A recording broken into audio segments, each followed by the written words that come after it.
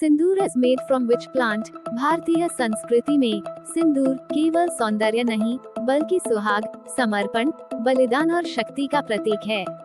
ये वो पावन लाल रंग है जो शादीशुदा स्त्रियों के मांग में शोभा बढ़ाता है, तो वहीं किसी वीरता भरे मिशन को जब ऑपरेशन सिंदूर नाम दिया जाता है, तब वो दुश्मनों को चेतावनी बन जाता है।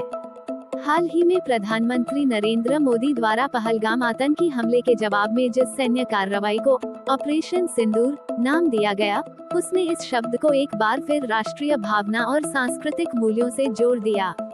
इसी बीच सिंदूर की चर्चा हर तरफ चल रही है।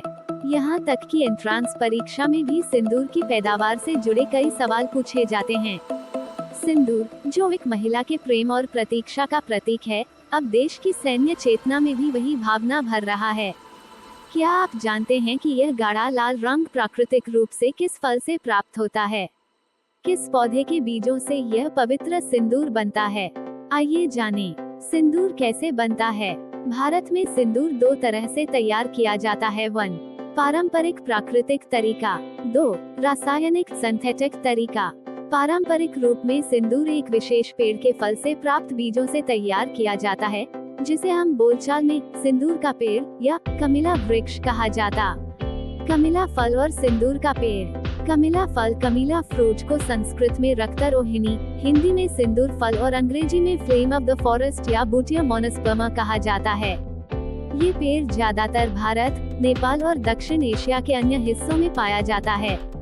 इसके फूल चमकीले लाल या नारंगी होते हैं, जो वसंत में खिलते हैं और होली से पहले गांवों को रंगीन कर देते हैं। इस पेड़ के बीजों से जो पाउडर प्राप्त होता है, वो गहरे नारंगी लाल रंग का होता है और यही प्राकृतिक सिंदूर का स्रोत है। इसे सुखाकर और पीसकर पारंपरिक सिंदूर तैयार किया जाता है। वर्तमान समय में बाजार में मिलने वाले अधिकतर सिंदूर रासायनिक तत्वों से बनाए जाते हैं, जिनमें पारा, मर्क्यूरी, लेड, लीड जैसे हानिकारक तत्व होते हैं। ये त्वचा, आँखों और प्रजनन स्वास्थ्य के लिए हानिकारक हो सकते हैं। इसीलिए कमिला फल जैसे प्राकृतिक स्रोतों से बना सिंदूर स्वास्थ्य के लिए बेहतर विकल्प है। युद्ध काल में राजाओं द्वारा युद्ध का उद्घोष करते समय सैनिकों के ललाट पर सिंदूर लगाया जाता था, जो विजय का संकल्प दर्शाता था।